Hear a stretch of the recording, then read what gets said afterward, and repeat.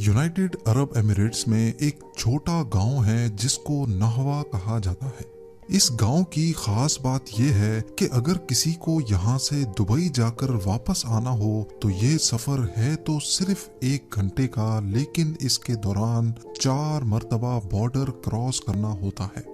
जी हाँ, मैप पे देखा जाए तो ये है ओमान और ये है यूएई।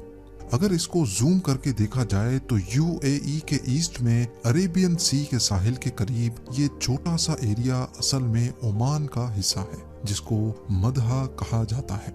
ये पूरी तरह ओमान से कटा हुआ है और चारों तरफ इसके यूएई है। लेकिन इससे भी ज्यादा इंटरेस्टिंग बात यह है कि मदहा के अंदर भी एक हिस्सा है जो यूएई की टेरिटरी है, जहां पर ये छोटी विलेज कायम है। यानी अगर किसी को नहवा से अपनी ही कंट्री यूएई में जाना हो तो पहले वो बॉर्डर क्रॉस करके ओमान में आएगा, उसके बाद ओमान को क्रॉस करके यूएई में, और इसी तरह वापसी में यूएई से ओमान और फिर ओमान से बॉर्डर क्रॉस करके यूएई। इसके अलावा यूनाइटेड अरब एमिरेट्स के नॉर्थ में देखा जाए तो ये पूरा पेनिनसुला भी ओमान का ही हिस्सा है, जो कि असल में यूएई के ही अंदर है। अब सवाल यह है कि यूएई के मुकाबले में लगभग 4 टाइम्स बड़े ओमान की 2 टेरिटरीज यूएई में क्यों मौजूद हैं, और इन टेरिटरीज के अंदर यूएई का विलेज आखिर क्यों है। नाज़रीन, किसी भी कंट्री का हिस्सा जब चारों तरफ से दूसरी कंट्री से सराउंडेड होता है तो उसको एक्सक्लेव कहते हैं। मदहा और नहवा के केस में ये दोनों ही एक्सक्लेव हैं। मदहा ओमान का, जबकि नहवा यूएई का एक्सक्लेव है। अब ऐसा नहीं है कि ये वाहिद एक्सक्लेव्स हैं, बल्कि पूरी दुनिया में करीब 40 से भी ज्यादा नेशनल लेवल के एक्सक्लेव्स पाए जाते हैं, और हर किसी की ऐसी ही इंटरेस्टिंग कहानी है।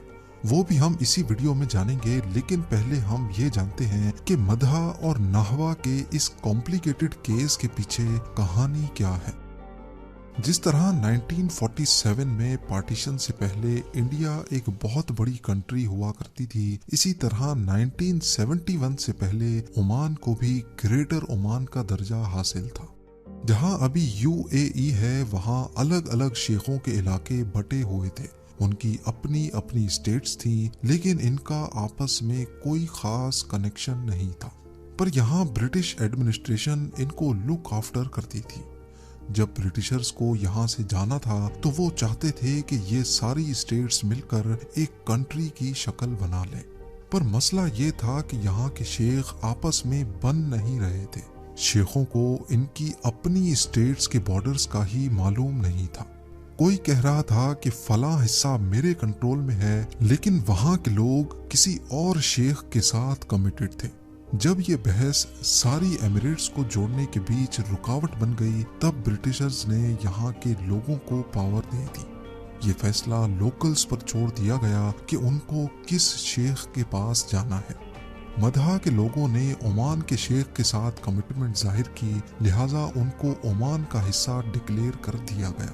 और इसी तरह मदहा के अंदर ही 40 घरों के एक छोटे गांव नहवा ने शारजा के शेख का साथ देने का फैसला किया। शारजा उन 7 स्टेट्स में से था जिनको मिलाकर यूनाइटेड अरब एमिरेट्स बना दिया गया, और तभी नहवा आज भी ओमान के अंदर यूएई का हिस्सा है, और यही ओमानी टेरिटरी यूएई के अंदर आती है। अब उस दौर में ओमान की पोजीशन बहुत स्ट्रॉन्ग हुआ करती थी। ओमान की जियोलॉजिकल लोकेशन ऐसी है कि इसको अरेबियन सी का कोस्ट भी लगता है, और पर्शियन गल्फ तक पहुंचने के लिए गल्फ ऑफ ओमान का कोस्ट भी। इस पूरी कोस्ट लाइन में सिर्फ ये 75 किलोमीटर का कोस्ट यूएई के पास है।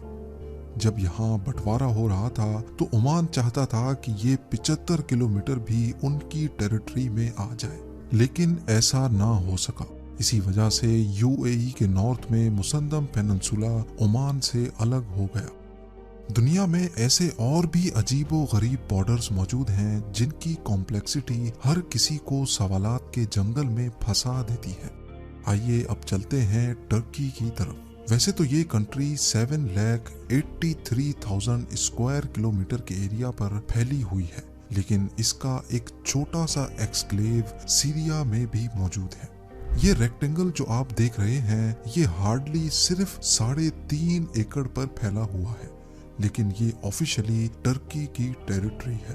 چاروں طرف سیریا سے سراؤنڈڈ یہ چھوٹا سا حصہ ٹرکی کے بارڈر سے صرف 26 کلومیٹر دور ہے۔ پر آخر اس کی امپورٹنس کیا ہے؟ یہاں پر چند درختوں کے سوا ایسا کیا ہے جو ٹرکی نے یہاں پر اپنی آرمی بھی ڈپلوائے کر رکھی ہے؟ اصل میں ٹرکی کی ہسٹری میں آٹومن امپائر کی بہت امپورٹنس ہے، جس کو سلطنت عثمانیہ بھی کہا جاتا ہے۔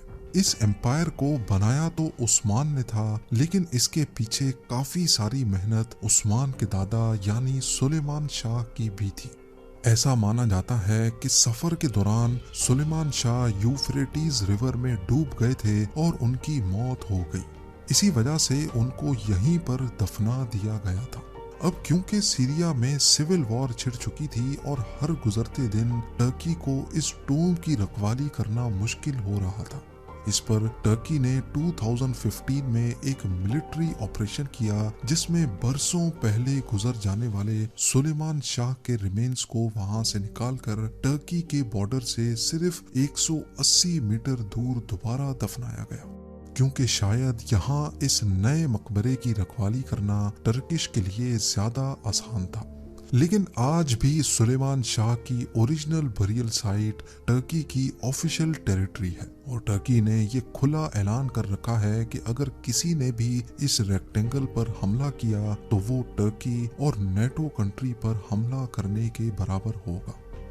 ابھی تک تو آپ نے صرف 1 یا 2 ایکسکلیوز کے کیسز دیکھے ہیں۔ ابھی آتے ہیں ایک ایسے بارڈر کی طرف جو ہسٹری کا سب سے زیادہ کمپلیکیٹڈ بارڈر رہا ہے۔ ہم بات کر رہے ہیں انڈیا بنگلہ دیش بارڈر کی۔ آج بھی یہ بارڈر بنگلہ دیش کے ویسٹ میں بہت عجیب سا دکھتا ہے، لیکن 8 سال پہلے یہ اس طرح دکھتا تھا۔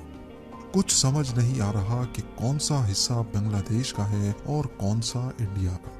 اگر نمبرز کی بات کی جائے تو بنگلہ دیش میں ٹوٹل 102 انڈین ایکسکلیوز، جبکہ ان کے اندر 21 بنگلہ دیشی ایکسکلیوز پائے جاتے تھے، جن میں سب سے فیمس اور دنیا کا واحد 3rd آرڈر انکلیو ڈھالا کھاگڑا باڑی کے نام سے جانا جاتا ہے۔ یہ چھوٹا سا فارم جو آپ دیکھ رہے ہیں یہ انڈیا کا ایکسکلیو بنگلہ دیش میں موجود ہے۔ یہ بنگلہ دیشی ٹیریٹری بھی اصل میں انڈیا کے اندر انکلیو ہے، اور یہ انڈین ٹیریٹری خود انڈیا سے کٹی ہوئی ہے اور بنگلہ دیش میں انکلیوڈ ہے۔ اگر اس کو آسانی سے سمجھا جائے تو فرض کر لیں یہ گرین کلر بنگلہ دیش ہے، اس کے اندر یہ اورنج سرکل انڈین ٹیریٹری ہے، اور اس کے اندر یہ گرین سرکل دوبارہ سے بنگلہ دیشی انکلیو، اور اس کے بھی اندر یہ اورنج سرکل دوبارہ سے انڈین ٹیریٹری ہے، جس میں لٹرلی صرف 1 ایکڑ کا یہ چھوٹا فارم لینڈ ہوا کرتا تھا۔ اگر ابھی بھی آپ کو سمجھ نہیں آیا تو آپ اکیلے نہیں ہیں۔ بنگلہ دیش اور انڈین سرکار کو بھی یہ معاملہ اتنا کمپلیکیٹڈ لگ رہا تھا کہ انہوں نے آپس میں ایگریمنٹ کر کے اس مشکل کو آسان بنانے کے لیے انکلیوز اور ایکسکلیوز ایک دوسرے سے ایکسچینج کر لیے۔ 2015 میں انڈیا کو 51 بنگلہ دیشی انکلیو ملے، جبکہ بنگلہ دیش کو 111 انڈین انکلیوز۔ لینڈ باؤنڈری ایگریمنٹ کے بعد کل ملا کر انڈیا نے 40 اسکوائر کلومیٹر کی زمین بنگلہ دیش کو دے دی۔ یہاں رہنے والے لوگوں کو چوائس دی گئی کہ اگر ان کو یہیں رہنا ہے تو ان کی مرضی، ورنہ وہ اپنے پسند کی کنٹری کو چوز کر سکتے ہیں۔ ان تمام انکلیو اور ایکسکلیوز کو ایکسچینج کرنے کے بعد بھی آج تک ایک انڈین انکلیو ابھی بھی موجود ہے۔ ڈہا گرام کے نام سے پہچانا جانے والا یہ حصہ اصل میں ہے تو بنگلہ دیشی ٹیریٹری، لیکن اس کے چاروں طرف انڈیا موجود ہے۔ اگر آپ اس کے ایسٹ میں دیکھیں گے تو حیران کن طور پہ یہ بنگلہ دیش سے ہارڈلی صرف 180 میٹرز دور ہے۔ یہ بیچ کا 180 میٹرز کا پیچ انڈین ٹیریٹری ہے۔ اگر ڈہا گرام کے اس روڈ سے واک کر کے کوئی اپنی ہی کنٹری بنگلہ دیش جائے اور پھر واپس آئے تو 4 منٹ کے اندر اندر اس کو 4 مرتبہ بارڈر کراس کرنا پڑے گا۔ आप लोगों के प्यार भरे कमेंट्स का बेहद शुक्रिया। मिलते हैं अगली शानदार वीडियो में।